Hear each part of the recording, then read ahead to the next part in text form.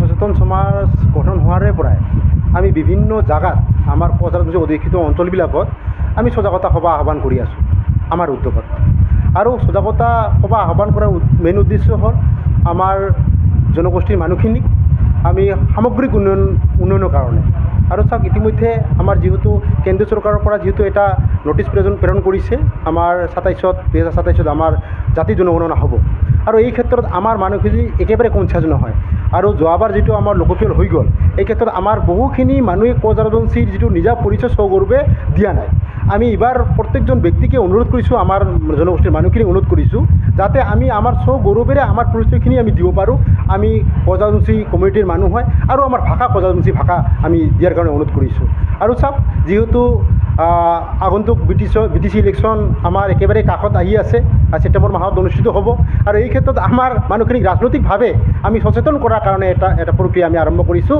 আৰু চাওক, আমাৰ BTC 40টা সিটৰ ভিতৰত আমাৰ এটাও আমাৰ কোচ ৰাজবংশী প্ৰতিনিধি আমাৰ আজিৰ তাৰিখত নাই। এইটো আমাৰ একেবাৰে দুখৰ বিষয়, কাৰণ আমি আমাৰ কোচ ৰাজবংশী জনগোষ্ঠীৰ জনসংখ্যা আমাৰ BTCত দ্বিতীয় লাৰ্জেষ্ট। আমি বড়ো ভাইসকলৰ পিছতে আমাৰ জনসংখ্যা। আৰু তথাপিতো আজিৰ তাৰিখত আমাৰ এজনো জনপ্ৰতিনিধি BTC চৰকাৰৰ নাই। আমি এইকাৰণে আমাৰ ৰাইজক আমি আহ্বান কৰিছোঁ যাতে আমি আমাৰ মানুহ যাতে আমাৰ জনগোষ্ঠীৰ মানুহ যাতে আমি BTC চৰকাৰক প্ৰেৰণ কৰিব পাৰোঁ। আৰু যিহেতু আমাৰ BTC 40টা চিটৰ ভিতৰত 30টা ST চিট হয় আৰু 5টা নন ST আৰু 5টা অ'পেন ফৰ অল। এইকাৰণে আমি কমেও এইবাৰ 5টা চিটত আমি আমাৰ প্ৰাৰ্থীত্ব আমি বিচাৰিছোঁ BJP দলৰ ওচৰত। ইতিমধ্যে আমাৰ সন্মানীয় CM ছাৰকো আমি লগ কৰিছোঁ আৰু সন্মানীয় ৰাজ্যিক সভাপতি ডাঙৰীয়াকো আমি লগ কৰিছোঁ। আমি আমাৰ মনৰ কথাখিনি আমি প্ৰকাশ কৰিছোঁ যাতে এইবাৰ BTC নিৰ্বাচনত যাতে কমেও আমাক 5টা আমাৰ কোচ ৰাজবংশী মানুহক আমাৰ প্ৰাৰ্থীত্ব প্ৰদান কৰে। আৰু 5টা চিটৰ ভিতৰত যিহেতু ফকীৰাগাৰামত 1 নম্বৰত আমি জনসংখ্যাত আছোঁ, আমাৰ 23,000 জনসংখ্যা ফকীৰাগাৰামত সমষ্টিত আছে। এই ক্ষেত্ৰত ফকীৰাগাৰামটো নাম্বাৰ 1 আমাক লাগিবই। ফকীৰাগাৰাম সমষ্টিটো যাতে আমাক ৰাজনৈতিকভাৱে সক্ৰিয় কৰাত যাতে সহায় কৰিবৰ কাৰণে BJP দলে যাতে আমাক ফকীৰাগাৰাম সমষ্টিত আমাক এইবাৰ কোচ ৰাজবংশী মানুহক প্ৰাৰ্থীত্ব প্ৰদান কৰে, এই ক্ষেত্ৰত আমি বাৰে বাৰে অনুৰোধ কৰিছোঁ। আজি আমাৰ সচেতন সমাজে এই আমাৰ কোচ ৰাজবংশীসকলৰ বিভিন্ন ধৰণৰ এতিয়া আলোচনা হৈছে। শৈক্ষিক, সাংস্কৃতিক, ভাষিক,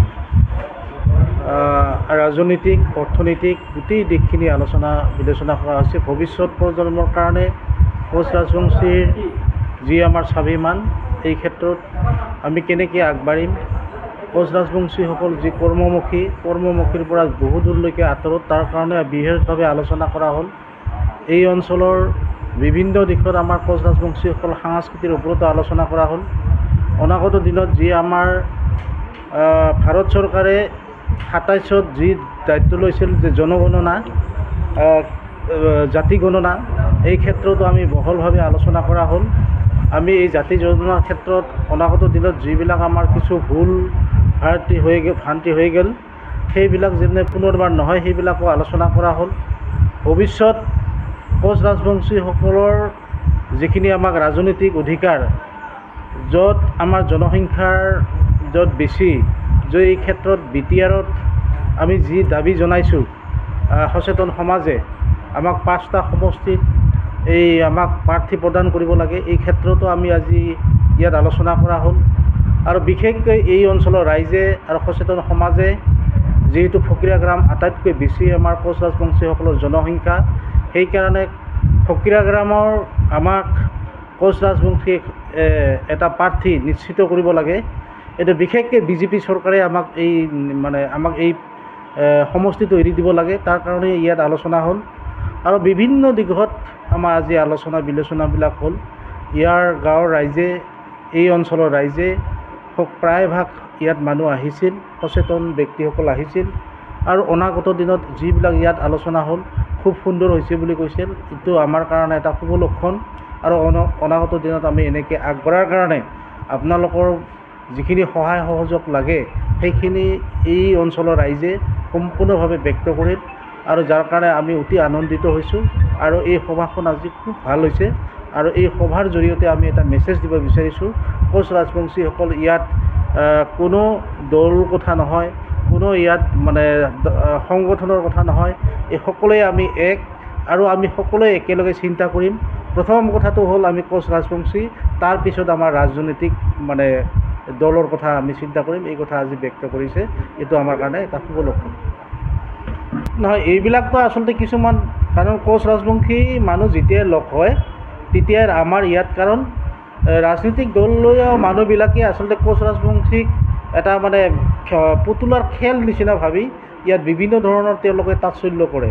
কিন্তু এতিয়া কোচ ৰাজবংশীৰ মানুহে গম পাইছে যে কিছুমান মানুহ হয়তো বাধা দিছে, বাধা দিয়া আমি দেখা পাইছোঁ।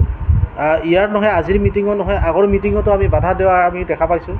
আচলতে এই বাধা লাহে লাহে আমি সকলো মানুহে এই বাধাবিলাক যেতিয়া মিটিঙত আহিব, যেতিয়া আমাৰ মিটিঙত যিবিলাক আলোচনা হ'ব, এই কথা যেতিয়া গম পাব, ইয়াত আৰু কোনেও বাধা দিব নোৱাৰে। আৰু এটা কথা আপোনালোকৰ জৰিয়তে আমি জনাব বিচাৰিছোঁ, আমি কোনো কাৰো বিৰোধী নহয়, কোনো দল বিৰোধী নহয়, কোনো জাতিৰ বিৰোধী নহয়, কোনো মানুহৰ ব্যক্তিগতভাৱে আমি তেনেকুৱা হেৰি নহয়, বেয়া নহয় বা শত্ৰু নহয়। আমাৰ কথাটো হ'ল আমাৰ স্বাভিমান, এইটো আমাৰ মৌলিক অধিকাৰ। এই অধিকাৰ আমি সাব্যস্ত কৰিবলৈ যাওঁতে কোনোবা যদি হাঁহিয়াত্ৰৰ পাত্ৰ হিচাপে যদি কোনোবাই যদি কয় এইটো মানে শত্ৰু হিচাপে বা কোনোবাই যদি বাধা দিয়ে, তেনেহ'লে ৰাজনীতি কৰি সি আচল কথাটোৱেই নাজানে, ৰাজনীতিক ৰটোৱেই নাজানে। আচলতে ৰাজনীতিকত হ'ল জনগণে ইয়াৰ উচিত সিদ্ধান্ত ল'ব, আৰু জনগণে যিফালে জনগণৰ ৰায় হ'ব সেইটোৱেই ৰায় দান। আৰু তাত বাধা দিয়াৰ কথাই নহয়, যিসকলে বাধা দিয়ে সি ৰাজনীতিক হত্যা কৰা সেইসকল ব্যক্তি, আৰু ইতিমধ্যে সেইবিলাক চিনাক্ত হৈছে। প্ৰথমতে প্ৰিয় সাংবাদিক বন্ধুসকল, আমি কোচ ৰাজবংশী সচেতন সমাজ নামেৰে এটা নতুন মঞ্চ গঠন কৰিছোঁ। আৰু এই কোচ ৰাজবংশী সচেতন সমাজে আজি কিছুদিন ধৰি আমাৰ যিটো শিডিউল আমি তৈয়াৰী কৰিছোঁ, সেই মৰ্মে আমাৰ কাৰ্যসূচীবিলাক আগাই লৈ গৈ আছোঁ। আৰু আজি ভোটগাঁৱত এই আমাৰ সচেতন সমাজৰ যিখন শিডিউল, সেই মৰ্মে এখন ইয়াতো সভা হ'ল। ভোটগাঁৱৰ সচেতন ব্যক্তিসকলক লৈ পেলাই আমি এখন সভা কৰিলোঁ। এই সভাখনত ইমানেই ভাল লাগিছে, উপস্থিতি ৰাইজৰ মতামত সম্পূৰ্ণ আমাৰ সহযোগত আছে বুলি আজি কৈ দিলে। কিন্তু কথাটো কিয় আজি আমি সচেতন সমাজ গঠন কৰি এই ধৰণৰ জনমত গঠন কৰিব লগা হৈছে? আমি বিগত 5 বছৰত আমাৰ বৰ্তমান যিজন EM অৰূপ কুমাৰ দে, আমি ক'ম আমাৰ MCLA যিজন আজি EM হৈছে, তেখেতৰ কাৰ্যকলাপৰ প্ৰতি আমাৰ খুব অসন্তুষ্টি। কাৰণ ইয়াৰ উপৰিও আমি কোচ ৰাজবংশী জনগোষ্ঠী ইয়াত হোৱাত যথেষ্ট সংখ্যক, মানে দ্বিতীয় সংখ্যক হোৱাৰ পিছতো BJP দলে আমাক কোনো ধৰণৰ গুৰুত্ব নিদিয়ে, এইটো আমি অনুভৱ কৰিছোঁ। এই কিয় গুৰুত্ব নিদিয়ে? আমি কোচ ৰাজবংশী মানুহবিলাকে কিবা চৰকাৰৰ বা BJP দলৰ কিবা আমি ক্ষতি কৰিছোঁ নে কি কৰিছোঁ আমি নাজানো। যিটো কৰি আছে এইটোত আমি সন্তুষ্ট নহয়।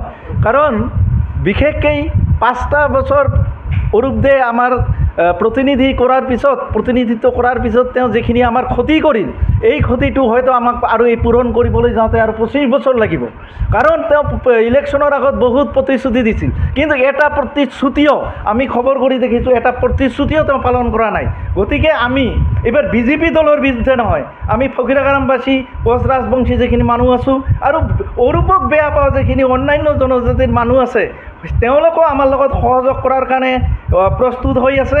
গতিকে আমি এইবাৰ চৰকাৰৰ ওচৰত এইটোৱেই দাবী জনাই আছোঁ, যিহেতু আমি দ্বিতীয় সংখ্যক ইয়াৰ জনগোষ্ঠী, হিন্দুৰ ভিতৰত আমি প্ৰথম, গতিকে আমাক এইবাৰ আমাৰ মানুহৰ পৰা এজন প্ৰাৰ্থিত্ব প্ৰদান কৰি আমাৰ স্বাভিমান, আমাৰ প্ৰতিষ্ঠা, আমাৰ অতীত গৌৰৱোজ্জ্বল আমাক বজাই ৰখাৰ কাৰণে BJP চৰকাৰে সুযোগ দিব লাগে। যদি BJP চৰকাৰে সুযোগ এইবাৰ নিদিয়ে বা BJP পাৰ্টীয়ে এইবাৰ সুযোগ নিদিয়ে, আমি ভাবিম BJPয়ে যিবিলাক কাম কৰি আছে বা BJPয়ে যিবিলাক কথা সদায় কৈ থাকে, স্বচ্ছ নিকায় ইত্যাদিৰ কথা, তাত কিন্তু আমাৰ এটা সদায় প্ৰশ্ন মাৰ্ক থাকিব।